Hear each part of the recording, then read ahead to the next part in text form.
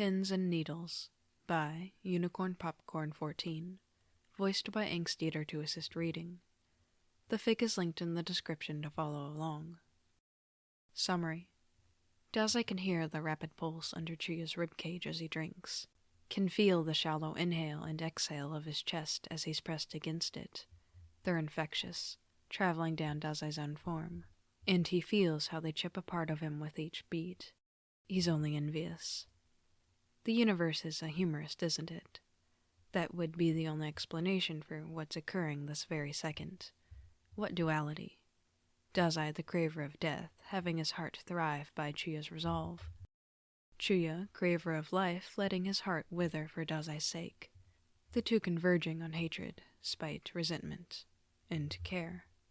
It's enough to send anyone into a fit of cynical cackling. Or Dazai and Chuya matching wound types and reluctantly giving a damn.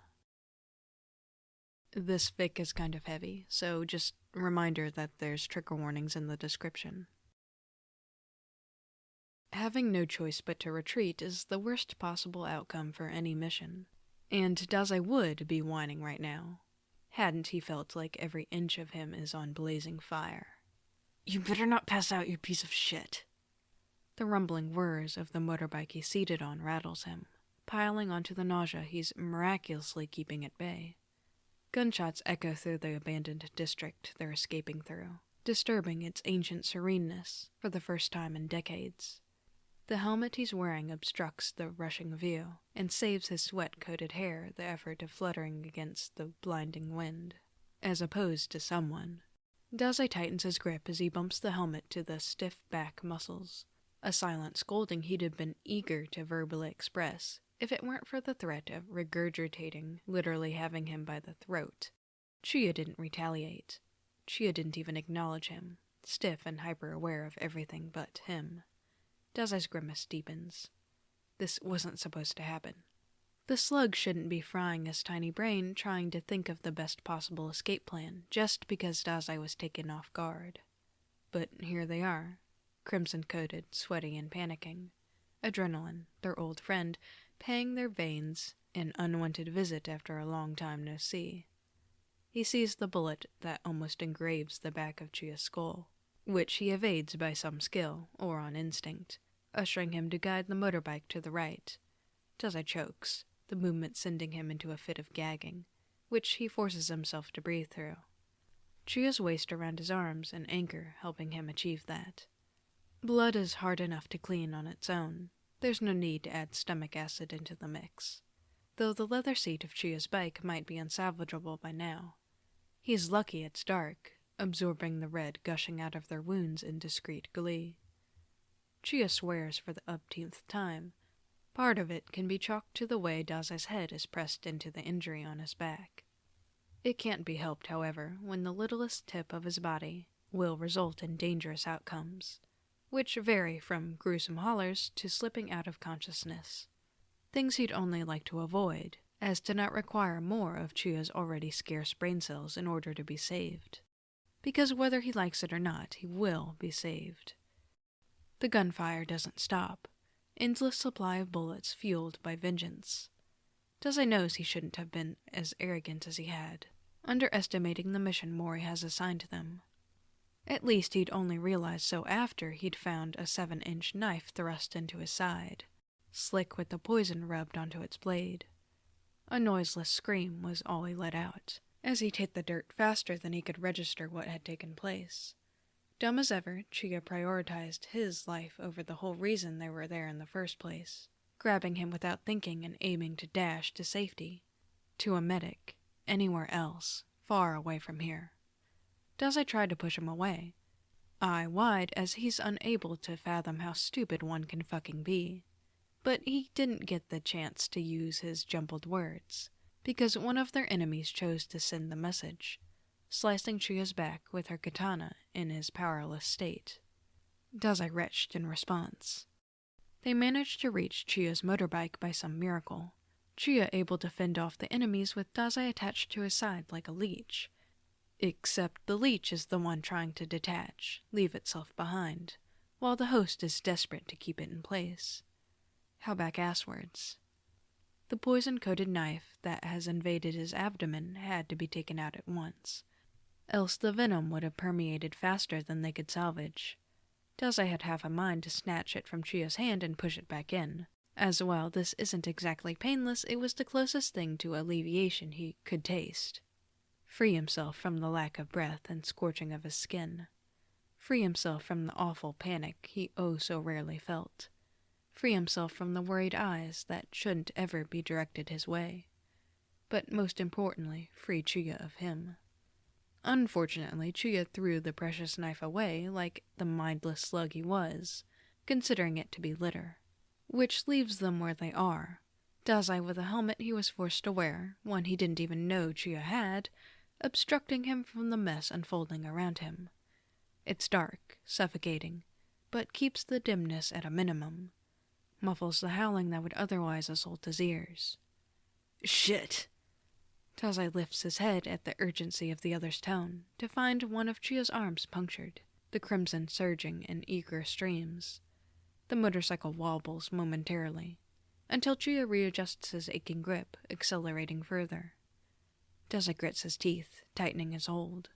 He closes his eye because what else can be done? Chuya was imbecilic enough to follow his twisted whims, and now he's only facing the consequences.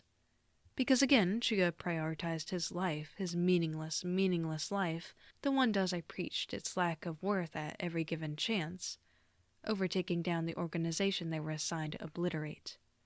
And Chuya is the one who decided to carry Dazai. Ability-canceling Dazai, stripping all of Arahabaki's insane power Dazai, without thinking of the drastic outcomes that may occur because of so. Though, a small voice reminds the younger that the blame doesn't fall on the one he's clinging to, and the universe ensures to make that clear, because just 1 second later, gasp, pain, white-hot pain explodes in his back, directly averse to where the stab wound resides. He chokes for the th time, though this one is deeper, wrong, horrifically uncalculated. It doesn't help that the fucking poison is elevating his pain, his already fickle tolerance growing fickler, and the way the damaged flesh of his convulses around the invading object. The way each shallow intake of breath gapes the wound open, makes it impossible to lock the holler in his throat. It escapes. Fuck! Did they get you? Chuya finally acknowledges him, but the timing couldn't have been worse. Dazai can't speak, busy stifling the noises he's aching to regain control over. His answer is a desperate clench on the front of Chuya's shirt, trembling and distressed. Fucking shit! Fuck! Where? Dazai grinds his teeth, pressing onto Chuya's back tighter. Chuya isn't getting an answer, he's saying. Chuya should just focus on the road, he's insinuating. Chuya's not getting distracted by Dazai again. Does he not learn from his mistakes? Where were you shot, Dazai? The hat rack apparently doesn't learn, and won't stop asking until he's appeased by an answer. Dizzy as he is, deafened by the unrelenting torrent of bullets, Dazai chooses to come clean. He grips Chuya's side, mirroring his, till the force of it shakes his arm, enough to bruise, had he been in full shape. Chuya doesn't complain, only nods in infuriating understanding. Same place? Okay. A bullet grazes the motorbike's handle grip, barely missing the shorter's gloved hand. Motherfuckers! They'll be safe once they enter the city, Dazai is sure, as underground organizations avoid causing public scenes at all costs. 2 teenagers riding a motorcycle at the dead of night is innocent enough to pass as normal occurrence. But 10 or so vehicles aiming machine guns at them? People of the light will certainly call authorities over to look into this. The exact reason Chuya takes a hard, sudden right, allowing the dimly lit streets and buildings, accommodating sleeping residents to come into view. Fending off the nausea that flip-flops his inwards, Dazai hears the urgent curses and shouts of their enemies, screaming at each other to get them before they get out of here! Too late. He feels his uncomfortably warm body slump the moment they make it out. The whirring vehicles behind them screeching to sudden halts. The tight knots in Chuya's shoulder blades also loosen, which Dazai acutely feels with his head leaning all the way on the other, no strength to upright itself. The white-knuckled grip he has around Chuya's body debilitates entirely. He's so tired. Dazai! Dazai! Don't you fucking dare pass out! Whether Chuya can feel the way his body sagged or somehow read his thoughts, Dazai grumbles at the order all the same. We're almost there. His mind is hazy enough to wonder where there is, but it falls short as he focuses on fulfilling Chuya's stupid request. The inclination to give in and slip off the motorbike is strong, though isn't foolproof, as the suffocating helmet he's wearing will save him from experiencing life-threatening injuries. And then he'd be met with the wrath of his tiny dog for not listening to him once he'd been saved. So he readjusts his grip.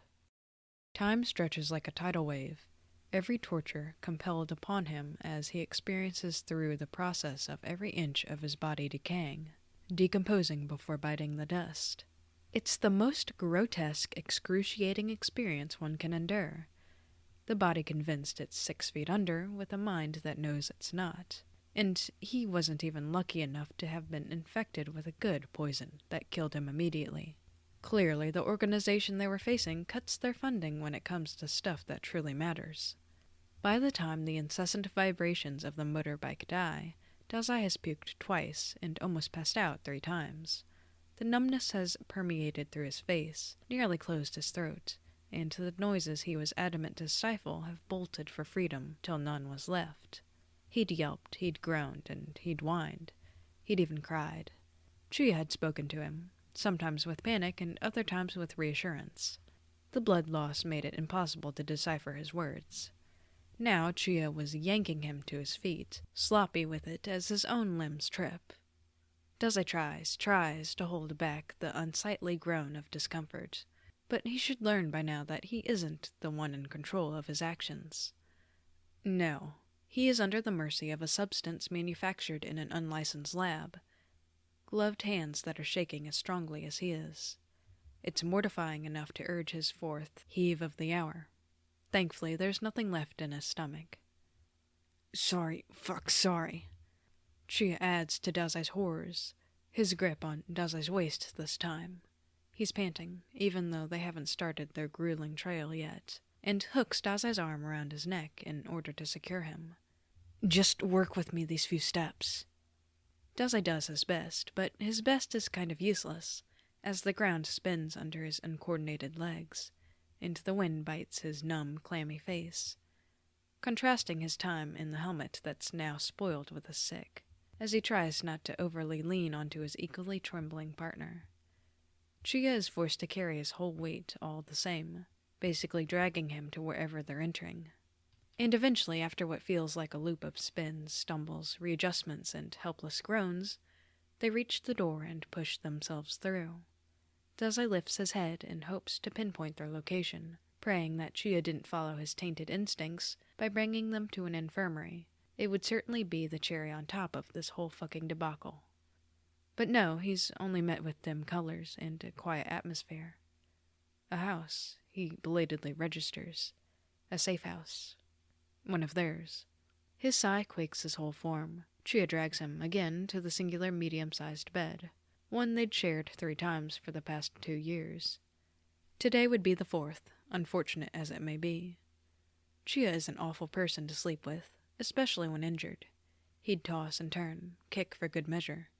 Dazai would either push him onto the ground in order to survive the night, or, and that's only when he's feeling generous, force him still by wrapping him in his arms. He's really craving that warmth. Whoa, the poison is talking now, claiming disconcerting nonsense. Dazai tries to shake his head, but it's futile with the numbness coursing through it, so he scrunches his eye instead, breathes through his teeth. The mattress dips beneath him, and Dazai wants to stay upright, wants to prove that he still has some control over his body, reassure his panicking brain, but Chuya doesn't give him a chance, pushing him down with the least amount of force he'd used on him yet. It's embarrassing. There's no way of proving or reassuring now, given how his whole form basically revels at the idea of lying down. The bullet wedged in his back sears, and he hisses before helping it, trying to take some weight off of it, wriggles in an effort to turn. No luck. Chuya is aware of that almost immediately, rolling him onto his good side, rough yet careful. A whine slips through, solidifying his lack of control. Dazai groans at the embarrassment of that, too, clutching his shirt over his chest as he tries to ebb the alarming bells blaring at being this helpless in some other way. His dog, his dog will distract him. He can't expect less out of the most entertaining part of his so-called life. He tries to outstretch his hand in order to scratch at Chuya's arm or tug on his disheveled hair, but he's gone, seeming to scurry in search of something important. That's fine, he'll be back. Sure enough, Chuya sinks the mattress with one knee, a fabric in his hand. Dazai doesn't wrap his head around its purpose, not until it's against the part where both wounds connect, Chuya maneuvering one of his hands till it's flat on top of it. Press down on this, and you better do a good fucking job. Chuya speaks, subdued, the usual bite in his tone reduced to a nibble. Dazai wants to snort. The wound impossibly stings, and he doesn't follow through. Who does that numbskull think he is, asking Dazai to salvage his own life? Fingers roll up one of his sleeves, exposing the part of his elbow he didn't swathe in bandages. Dazai weakly tilts his head, watching the blurred shapes of amber and azure shift in his sight, as an ungloved hand pokes through his forearm, finding a certain nerve. It's cold. Weird. Chuya's hands are always warmer than his. I'm giving you an antidote. Stay still, shithead.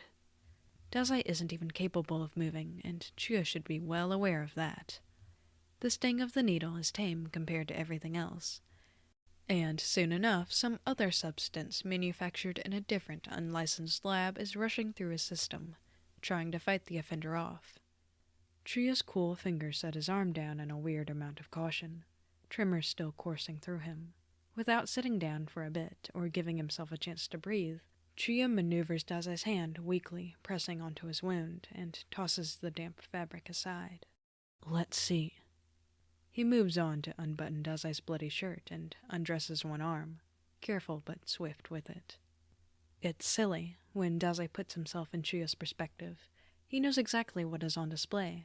All the bare parts of him, the parts he wants to hide and wanted to carve, tucked under a layer of thin, translucent gauze. The protruding rib cages, the hollow stomach, both unevenly rising and falling. The freakish scars, the blistered brandings. The tattoos that he never asked for, visible under the bandages that he doesn't bother to rewrap. Make opaque enough, because nobody who matters will see anyway. There are so many things to observe, so many things to linger on and even question. But Chuya only focuses on the mess of a side he has, the gory and spewing flesh, never letting his eyes go astray. It's proven by the hitch of his breath, the horrified look Dazai imagines on his face with minimum efforts. Holy fucking shit. This is even worse than I... His voice trails in a mess of mumbles, the blurred colors springing up again just as fast. Dazai's impressed by the energy he seems to possess. He wonders if Chuya found the time to stave off his own blood loss, even if, chronologically, there wasn't a time window in which he could have possibly done that. Dazai can't trust his hazy mind, though. Each second feels like an hour, and each minute takes a blink to go by. To the demon prodigy, right in this particular dimension, time is seemingly timeless. He wishes for the fog clouding his vision to clear already, for no other reason than to appease his dog-themed concern. The side of the bed dips again, indicating that Chuya's back, and the sound of click-click grabs his faint attention. The medkit. Great. Antiseptic, gloves, mask, surgical blade. Chuya goes on, mumbling as a way to soothe himself, Dazai knows. Sanitizer, needle, thread, sedative. Wait. Oh, fuck. Dazai glances aside, knowing he'll be met with a smudged version of his partner anyway. Surprisingly, Chuya is close enough for him to distinct some of his features, sharpening into dull focus. His blue eyes are wide, staring at Dazai's wounds like they'd delivered the most egregious of news. Dazai wants to ask, prompt, but the mere thought of moving a muscle almost knocks him unconscious. Chuya finally turns him, cerulean glinting in nothing short of horror. I can't give you a sedative. It'll interfere with the antidote. He breaks the news, shock in his eyes, but never pity, never sympathy. And I need to dig the bullet out. Of course. How else would they conclude the fantastic day this has been? Chuya covers his mouth, rubbing it in contemplation, disturbance. His trembling hasn't died down. Why is he still trembling? There's no way to knock you out without rattling your skull. A concussion is the last thing we need right now. The words distract him, and if Dazai had the capability to roll his eye at the basicness of Chuya's methods, he would have. There are a ton of ways to knock someone out without rattling their skull, like striking their neck, jaw, or gut with force Chuya easily possesses, and dying from any of that would be a favor, if anything. But his lips are uncooperative, and Chuya isn't smart enough to figure that out without Dazai's assistance, as is the case with everything else. Alas. Dazai. His partner sucks in a breath. This will hurt like fucking hell. Chuya's syllables shake as strongly as the rest of his body, and what is this? Worry, fear, dismay? Whatever it is, it doesn't suit him. Dazai is surprised at how ruffled the other is over this, considering his own indifference is one way to put it. And this shouldn't happen. Chuya shouldn't care about this more than him. Chuya shouldn't treat the excruciating pain Dazai's about to face as if it's his own, racking his tiny brain for solutions that aren't there. Chuya shouldn't bore his terrified eyes into him, drilling deeper than any bullet has ever sunk into his flesh. Oh, that sheer, utter bastard. How dare he prove how much Dazai's a fraud of a human being for not sharing his horror and gasping along? How dare he shame him for his unblinking reaction by displaying raw emotions so shamelessly, as if trying to evoke him to do the same? Dazai will not play into his hands, act as something he's not. Instead, he'll double down. He smiles. He'll smile, bare his teeth, and he'll keep the smile on his face through all of it. It's what he does best, ridicule his pain, treat it as insignificant till everyone else is convinced it is. Why so gloomy, Chuya? 'Tis but a scratch. Chuya recoils at the bloodied grin that cracks his face, familiar frown returning. Yes.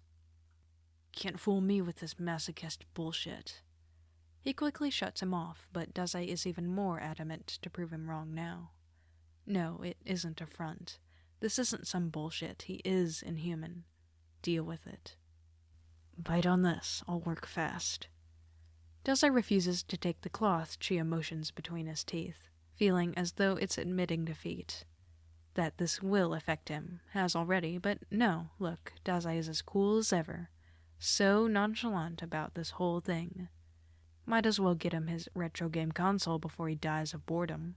Hey, no. You'll either shatter your teeth or tear your lips. If you don't, I'm serious.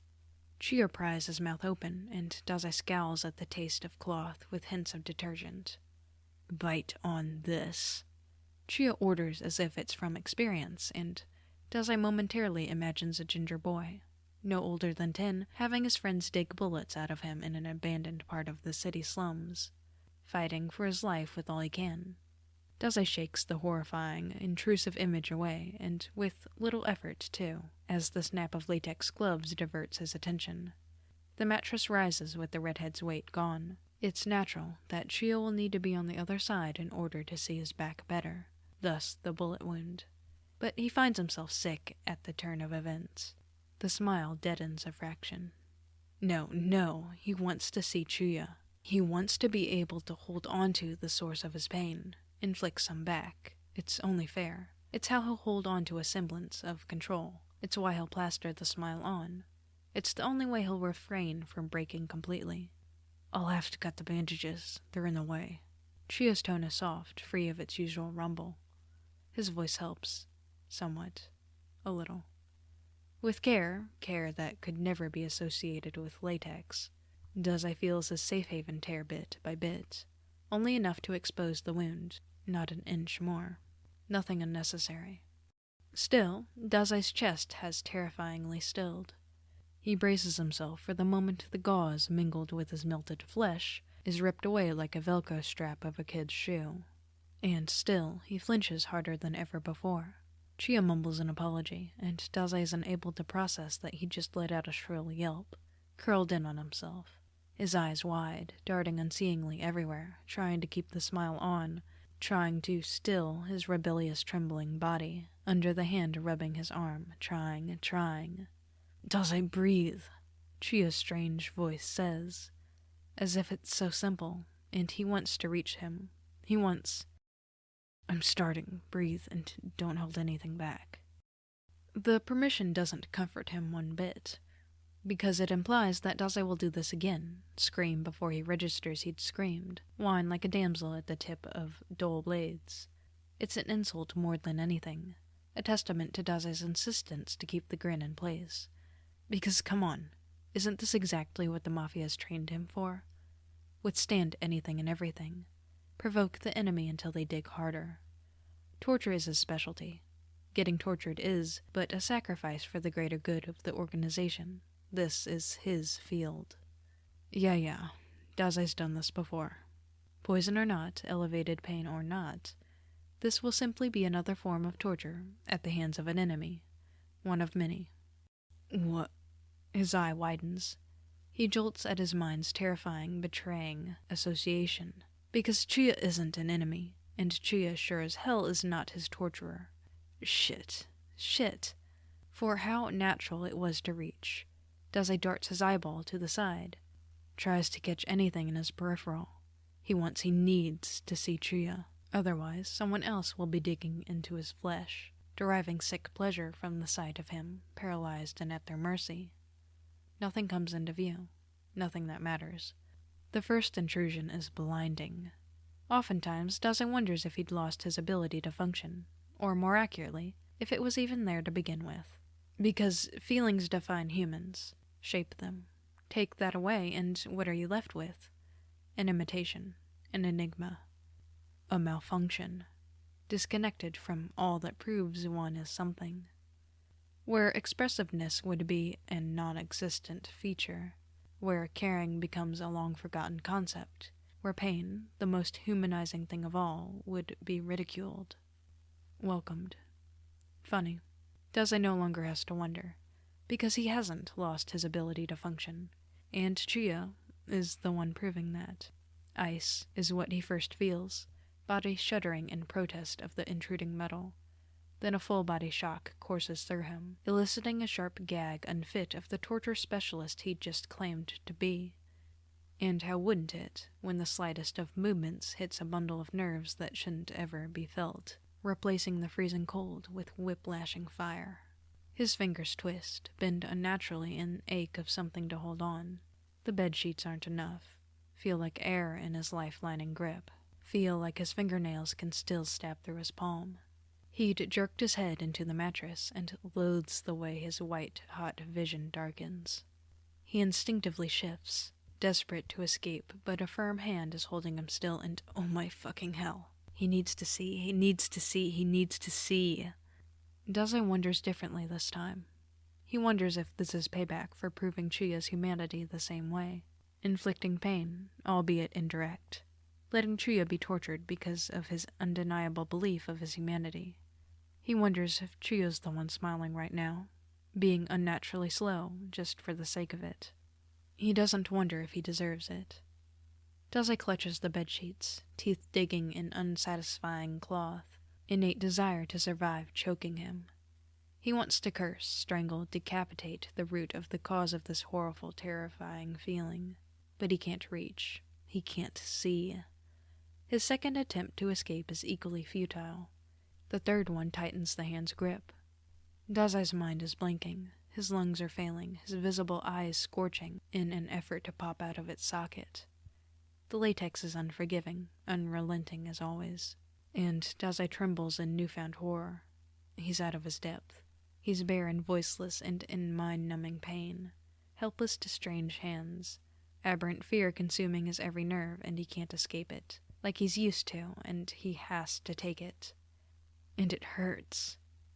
And it hurts. For the greater good, his mind recites, tries to aid, encourage. It falls flat. It doesn't help. The smile has long shattered. Humanity has never felt so revolting. Dazai, breathe. I'm working as fast as I can. Shut the fuck up, he tells the panicking, soft voice, the one he doesn't recognize. Warmth bursts into the small of his back, viscous blood gushing and staining. And his inexistent heart can't handle his own panic, urging him to attack in vain, nudging him to come up with a plan, but it's impossible. Giving endless, useless orders he isn't even capable of following that stew its panic even further. What a dumb fucking thing. Every time he thinks it will finally stop beating, another minuscule movement jerks him so bad it restarts it. He gasps harshly, breathes loudly, groans deeply. The metal never stops, never allows him to catch his breath. Evil, awful, stop, fuck. His fingernails find his face, the one thing he has never dared to carve and sink in. The same viscous blood runs down, distracting, but not enough. Breathe. The blade hits a certain nerve, and all hell breaks loose. He screams, shrill, high, and nothing like his voice, rattling the safe house and everything in it, only muffled by the fabric torn between his canines, body trembling with the sheer force of it. Let me die. It aches, it pleads. Let me die. It begs. Fuck, I know it feels awful. It'll be over soon. Someone's voice cracks, drowned by horrifying hollers. Just keep breathing. Dazai keeps overusing his voice and he can't stop, as if it's been imprisoned for years, seizing its only chance to run rampant and exploiting every second of it. The organ pounding within is screaming as well, terrified of giving out. His eye rolls as the knife digs further, deeper, unforgiving, unrelenting as always. He can't handle this. Every inch of him is reeling, in agony. Twist, turn, torment, gush, wail. Pain, pain, pain. Yank. And then nothing. The entrapment in nothingness has never been so blissful. Dazai floats in it, particles in a vast expanse. It's a familiar experience, usually accompanied by isolation or devastation, negativity. But right now, nothing feels more relieving. If this was what death feels like, then he was wise to pursue it all along. Though Dazai is aware that he's yet to decease, given the decelerating beating that disturbs the expanse's serenity, muffled but clear enough to be real. It's a shame, really. Still, he indulges in the short time of comfort, freedom and peace of mind, even though some noises filter through the muffling barrier, some sensations even. Sharp tugs here and there, a barely audible whisper, cold skin through his hair, a forehead pressed to his, and the broken mantra of, I'm sorry. It makes him rise. At first, his only sense of sensation awakens. He feels the nick in his wrist, concludes it's the IV pumping him with untainted blood. He counts the new stitches on both parts of his side, stabbing with each breath he intakes. He twitches at the sweat coating his warm face, tickling as they run down. Dazai's eye opens a slit, to find that the blur has dissipated slightly. Blinking sluggishly a few times, he's met with the sight of amber, bright in the moon's intruding hue, filling up his whole vision. It's just as relieving, though something is wrong. Chuya's whole form is vibrating, curling in his seating position at the edge of the bed. While he's facing away to notice that Dazai has awakened, the other can see the grimace he's wearing, more intense than usual. Focused, which alone should ring a million alarming bells. The sweat on his face is evident, shining under the dim lights. His bloodied arm is in Dazai's view as well, and Chuya is clutching his arm. Chuya is using his ability. Chuya is repelling his own bullet out. But that can't be right. Dazai was sure he'd done that already, like right after they entered the safe house. Oh, fucking damn it. Chuya has once again prioritized Dazai's life over everything else, even over his own. He feels so sick he wants to abuse his hoarse throat all over again. Dazai's face contorts to a scowl, intensifying even further at the sight of glaring red staring back at him. Chuya's back wound is equally untreated. permeating his very pretty clothes in ugly red. Neglected like a lit cigarette in dry grass, its owner unaware of the conflagration it will cause. True, it's always been Dazai's job to put that cigarette out. Back wounds automatically mean that the other is going to handle it, but seeing everything that's went down tonight, Chuya should have at least staved off the bleeding until Dazai was well enough to treat it properly. That dumbass really needs to stop overestimating our Habaki's healing abilities. The bullet pops out, polished in a thick layer of red. Chuya gasps, catching his breath while placing a hand over the freshly bleeding wound. His shaking doesn't die down, though. It doubles. And he steadies himself in unnatural speed, tying a knot on his arm's wound as fast as possible. Dazai sees how sloppery and jittery he is with it, not putting as much care in his own lacerations as if they don't matter. As if they're holding him back from something much more important. How incensing. Once Chuya secures the soaking fabric, he takes no time to whip his head back, and Dazai sees something right then, the second before Chuya's eyes widen in recognition of him being awake. It radiates concern, fear, unfiltered and severe. Dazai's never been at the end of it before, and it only adds to his rage.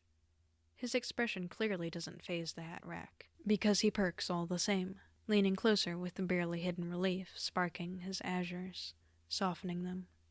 Hey, back with me? Dazai's pupil constricts the instant the other's blurred lines sharpen, and Chuya's blanched complexion falters all his anger, ghostly pale, paper white, the accurate ways to describe it. It compels the insults he was planning to holler at him to a screeching halt, leaves him at an incapability to filter the shock from his expression, the one he is so used to molding with the tips of his fingers.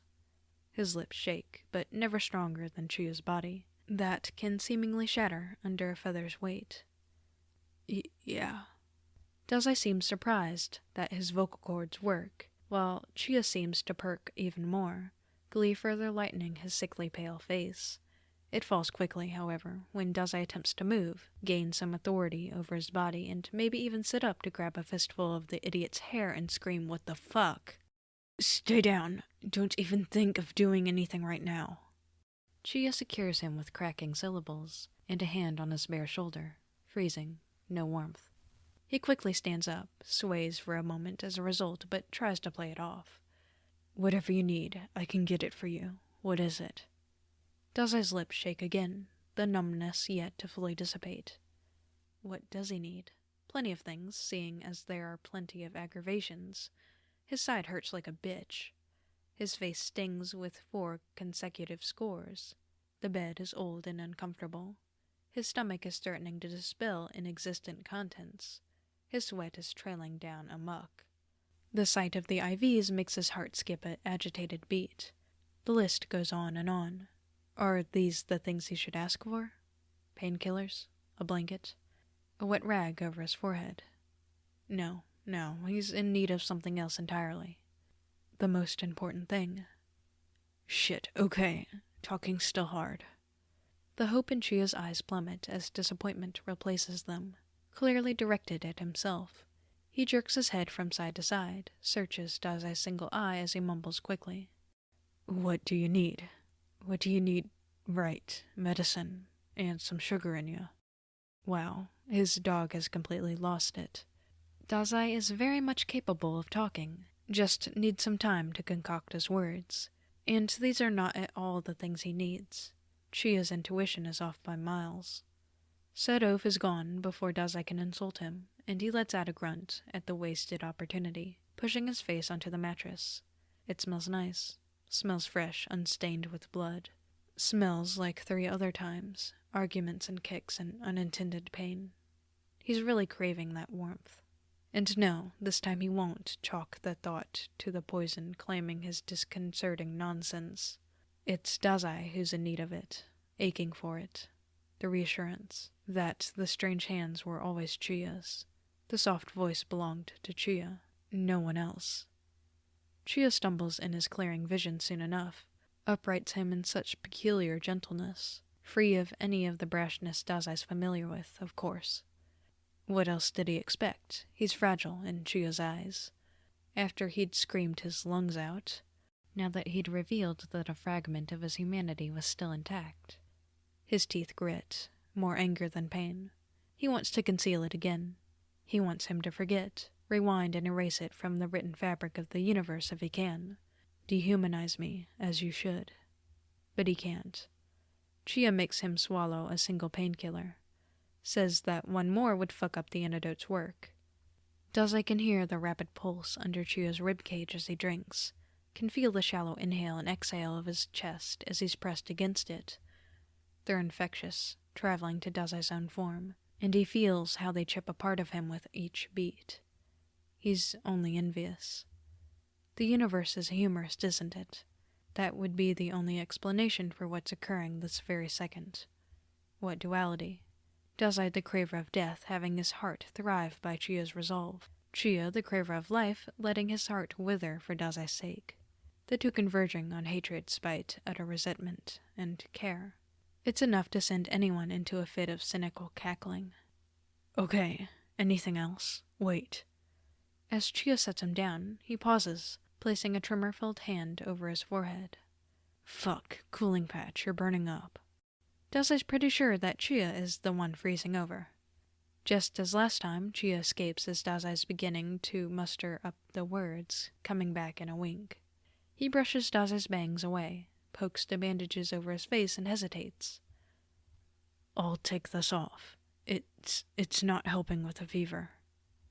Chuya comes up with a justification that Dazai doesn't need, and for the second time, his safe haven is left a crumpled mess on the floor, damp with sweat and a tiny streak of blood.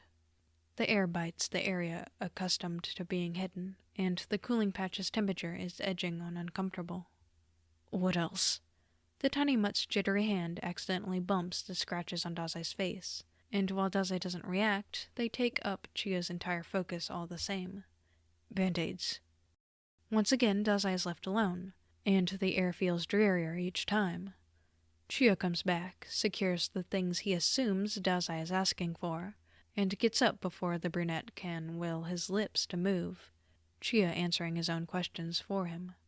The cycle is disconcerting at best. Alarming as his partner paces around the house, trips over invisible obstacles, seems disoriented and forgetful of what he's trying to do. His words shakier with each useless question. And Dazai grimaces in acknowledgement. Chuya has entered a frenzy. He's freaking out and is trying to soothe his nerves by running himself dry. Because that's the only way he knows how to relax, by being useful to others. Even if this is the first time Dazai's been at the end of the treatment, he can see the root of it so easily. He hates it. It's getting on his nerves. Chuya leans down onto the bed and faces him with wider eyes than normal. Doesn't sit down, doesn't lie on it, but leans further than necessary, arms shaking and body begging to drop. Still, he asks, Do you need anything else? Put an end to this nonsense, Dazai straining to say. If he had any energy, he'd snatch that stupid slug by the collar and make him faceplant on the bed. He probably wouldn't need to put that much effort into it. A breeze seems to be all it would take for his partner's structure to keel over. But Dazai possesses zero energy for that. Chuya clicks his fingers. Pillow, blanket. No. He's already gone. Dazai can't take any more of this. He wills his paralyzed body to move, gasps with each pull on his threaded skin, but keeps pushing himself to sit, his only source of strength being the mantra of insults howling in his head. Chuya's so dumb. So fucking dumb. How can't he see? He's given Dazai everything but what he needs. By some miracle, Dazai succeeds, scrunching his eyes as his head hangs, catching his breath. The salt water trickling down his face drizzles onto the bedsheets. His arm is a fickle pillar, threatening to give out. It hurts. It hurts, but he can't allow Chuya to go again. He can't allow himself to stay down. Clatter. Dazai's eyes snap open, his breath catching in his throat. He whips his head as fast as his body can allow, turning around and ignoring the burning that comes with it. Not when the sight almost sends him crashing back down. Chuya is leaning heavily on the desk opposite to the bed, objects on it knocked over. He's straining to breathe, writhing from head to toe, before his hand slides and his weight crumples. Shit! Dazai feels the adrenaline surge before he registers it, rips the IV and scrambles to stand with no forethought. He can't see Chuya from here. Chuya's on the ground and he can't see him, and he has to reach him. With unsteady feet, Dazai sways as he circles the bed, and chokes once he sees. Amidst a pillow and a blanket, Chuya sprawled on the ground, gash and bullet wound staining the floorboards in crimson. "Chuya!" He yelps, takes a haphazard step forward, before his legs give out. Dazai's breath knocks out of his lungs as he collapses, whole body rocking with the force of it. A gag escapes his throat, every inch of him reeling in newfound agony. Fuck. He doesn't give himself a breather. Can't, not until he reaches him. With no other option, Dazai drags himself, crawls for the first time in ages, each grueling toe of his body filled with desperation that Mori would undoubtedly demean him for. Soon-to-be Port Mafia executive, leveling himself to the dirt for the one he claims to hate the most. How disgraceful. How hypocritical. Dazai spits profanities in response. To hell with the relational diagram. To hell with his pride. Chuya is dying because of him, and Dazai wants nothing more than to be in his place. The wound scrapes against harsh wood with each pull. Dazai keeps up with it despite his body's infinite protests, and in spite of that venomous voice in his head, he keeps up with it till he is unable to. Chuya an arm's length away. Chuya's own hand is equally outstretched. So, with the last bit of energy he withholds, Dazai shakily lifts his hand, takes Chuya's trembling one in his, and finally breathes. Panting, as a more fitting description, Dazai presses his cooling patch to the floor, tightening his hold as much as he can. He needs to keep going, reach Chuya properly. But his body will give out if he pushes himself any further, and Dazai would rather get another bullet dug out of him than faint without tending to Chuya's neglected wounds. His sweat-coated bangs stick to him, tickle his face, and he brings up his other hand to lightly press on his side, agonizing as he tries to breathe. Luckily, none of his stitches have torn, none of Chuya's work has come undone. And Chuya, he's awake. The only indication of him being so is how he reciprocates the hold so feebly. Dazai imagines the blank look he has, desperate to cling on to the last bits of consciousness, and only the remnants of his turmoil helping him to achieve that. Dazai's throat clogs, and he squeezes the trembling hand tighter, keeping it in place and planning to keep it for as long as it will take his partner to decipher. Rest, Chuya. It takes a minute, but finally, Chuya slackens, and his trembling dies with it. Dazai can sense his own form sagging in relief, sighing amidst his panting. The hold stays, an anchor, a solace, a reminder that he can't yet relax, that he still has work to do. He counts the minutes, and the second it strikes 13, Dazai finds that he's mustered enough energy to get back up. Things move as fast as a crashing bullet train. In a blink, Dazai finds he's undressed Chuya of his shirt. In a blink, he's disinfected Chuya's wounds. In a blink, he'd wrapped them up with some of his own non-essential bandages, trusting our habaki to take it from here. It's all automatic, quick, and clouded. Then again, time is seemingly timeless. The clock is variant in this particular dimension, and the demon prodigy finds he does not mind. What he cannot ignore, however, is the nausea that sticks with him, and the pain that doesn't ebb. His focus wavers, and lightheadedness attacks him every moment or the other. But he manages to pull through. Has no choice but to, really. Chuya dying like this would have been so lame. Sitting on his knees, Dazai fixates on the redhead's face, and his mind untethers. The coppery curls fall over faintly freckled cheeks, expression unnaturally blank with sleep, calm and smoothed over, even with his back to the world, to Dazai. Even with the risks, the vulnerability that comes with it. How can he do this so seamlessly? His blurred vision spins, and the younger snaps out of his trance, blinking to shift his eyes to the blanket and pillow on the ground. He narrows them, lifting his head. Dazai stares at the bed for a good while, calculating things in his hazed mind. Then sighs. He'd jinxed it, hadn't he? Resigned, he grips the edge of the bedsheets closest to him and pulls. They fall gracefully, to which Dazai folds them once and flattens them on the ground. Dragging Chuya onto them is no easy feat, but this is the last thing he'll need to put actual effort on, hopefully for the rest of the year. It's only natural to be rewarded for being considerate for once, is it not? Chuya whimpers once, groans twice. They're as feeble as can be, but Dazai lets them act as daggers, punishments for each mistake he shouldn't make. Once placed, Chuya's head gets maneuvered over to the single pillow, and Dazai finds the way he immediately snuggles into it both dumb and endearing. Finally, he can put this wrecked body to rest. Dazai could have easily climbed back on the bed, taken it all for himself, as he often wished he could have. But he doesn't give it a second thought before he flops onto the makeshift futon with Chuya. He's careful with his injured side as he covers the two of them up with the blanket, ensuring it's touching as much of Chuya's cold skin as possible.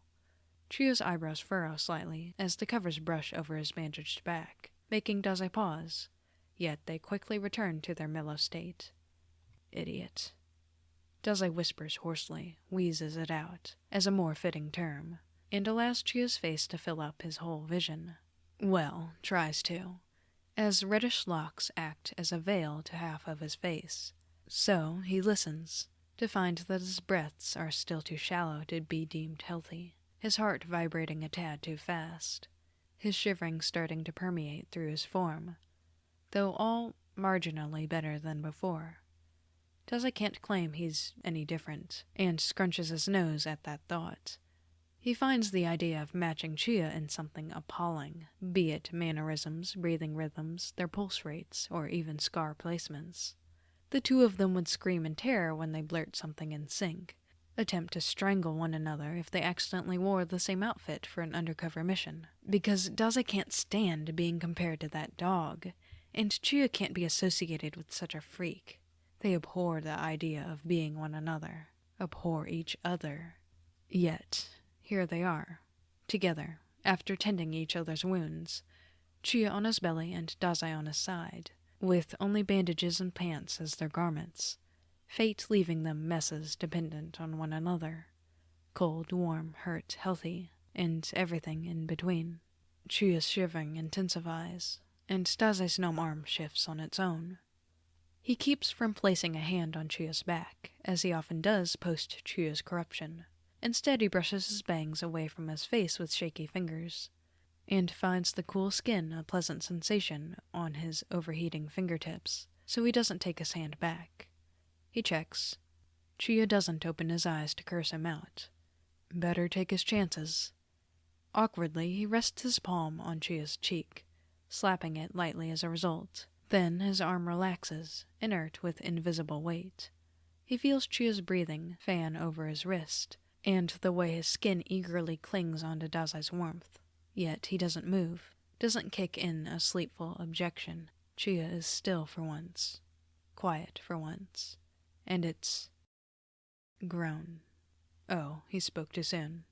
Dazai gives a faint smile, watching Chuya snarl weakly, perhaps sensing what's going on and protesting in the only way he's able to. He can practically hear the string of curses going off in his head, the shriek of horror as Chuya jerks back and yells, "You get your stinky hand away from me, you fucking mackerel!"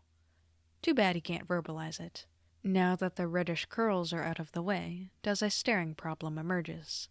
With both pupils, he soaks up every detail, fighting against his hefty eyelids with all his might. Serene as one can be, Chuya snores lightly amidst dreamless sleep, lips parted a bit, amber hair even more striking against the blanched skin, freckles choosing to remain vigilant. He is pressing onto Dazai's touch with each breath, slowly, slowly, each time Dazai wondering how imbecilic one could be to unconsciously find comfort in his contaminated, black-veined hands. He'd put it there to evoke the opposite, truly. Chuya stares back at him with lidded eyes, missing the sapphires, and Dazai spots the faint lines between his light eyebrows, tracing the ones under his eye, musing. It's moments like these that Dazai realizes just how stressed the other is all the time, the scowl always present on his face, imprinting stress lines onto his complexion, noticeable even in his serene instance of slumber. Most of it is admittedly his fault. Dazai never misses a chance to get the alluring human expression directed at him. Can't get enough of it. It's one of the few perks of staying alive, getting to learn of humanity through Chuya's undeniable one. So maybe he wouldn't be a malfunction anymore. So maybe he'll prove he's something. And he will get the chance to learn even more tomorrow when Chuya kicks him for letting him sleep on the ground in their states, and fake gags after Dazai antagonizes him with how they slept, and threatens to kill him when he refuses to eat whatever he'll make for breakfast. When Chuya would pause their little game to ask if he's better now, and if he needs anything he hadn't provided yesterday. No, Dazai would answer. Thank you, Dazai would never utter. He meekly bumps their heads together. You're forgiven, he reassures over and over, eyes slipping shut. Chuya wouldn't believe his answer. Dazai would scoff that it's the truth. He'd seen, he'd reached, he'd felt the warmth he'd constantly craved. What more can he ask for? The end. Be sure to support the author and leave your reactions on the link to the original work below. So I saw this fanfic the day it got uploaded, and between then and now, I've read it over 10 times, commented half of those times, before I finally decided, hey, I should ask if I can podfic this, because I guess if I like it that much, then other people might too? Also, I gotta live up to my self-proclaimed angsteater title, and give Angst podfics, I guess? I don't know. Anyway, this is one of my favorites. I go back and read it so much. I think he does an amazing job of really showing characterization during the most angsty 8K hurt comfort fanfic I've ever read. Me, myself, and I thought it was super interesting during the middle part, right? When Dazai is like going through torture to make himself able to get through the pain. He's like, okay, it's for the greater good. You know, I've endured torture for the mafia. I can endure this.